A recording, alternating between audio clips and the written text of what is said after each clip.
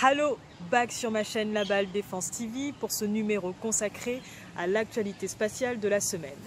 Dans la nuit de mercredi dernier, l'Agence spatiale européenne a mis en orbite polaire le satellite Aeolus, doté d'un laser révolutionnaire pour mesurer les vents sur l'ensemble du globe terrestre.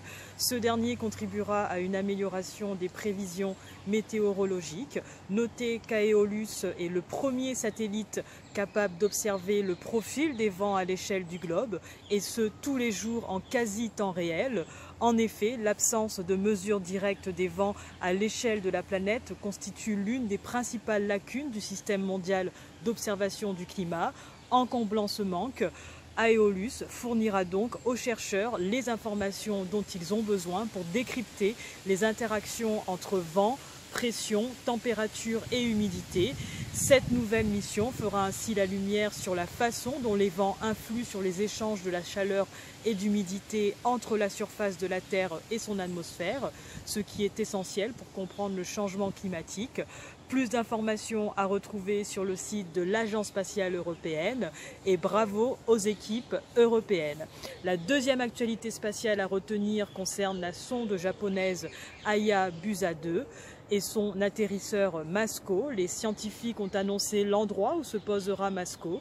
Ce sera donc dans l'hémisphère sud du petit astéroïde. Le 3 octobre prochain, la sonde Hayabusa 2, qui vole depuis juin dernier, frôlera la surface de l'astéroïde à seulement une cinquantaine de mètres pour larguer Masko, et plus tard 3 petits modules dans le but de recueillir un peu de matériaux. Et en 2019, Hayabusa 2 reprendra le chemin de la Terre et livrera ses échantillons. À suivre. Plus d'informations à retrouver sur les sites du Centre national d'études spatiales et de l'Agence spatiale japonaise. On termine avec une découverte passionnante. De nombreuses exoplanètes contiendraient beaucoup plus d'eau que la Terre. C'est ce que révèlent les récents travaux d'astrophysiciens américains qui se sont basés sur les données provenant du télescope Kepler et du satellite Gaia. Ces derniers précisent également que cette eau n'a rien à voir avec celle que l'on peut trouver couramment sur notre planète bleue et que leur atmosphère serait dominée par la vapeur d'eau avec une couche d'eau liquide en dessous.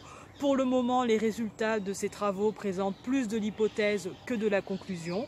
N'hésitez pas à consulter dès que possible cet article fort intéressant et instructif.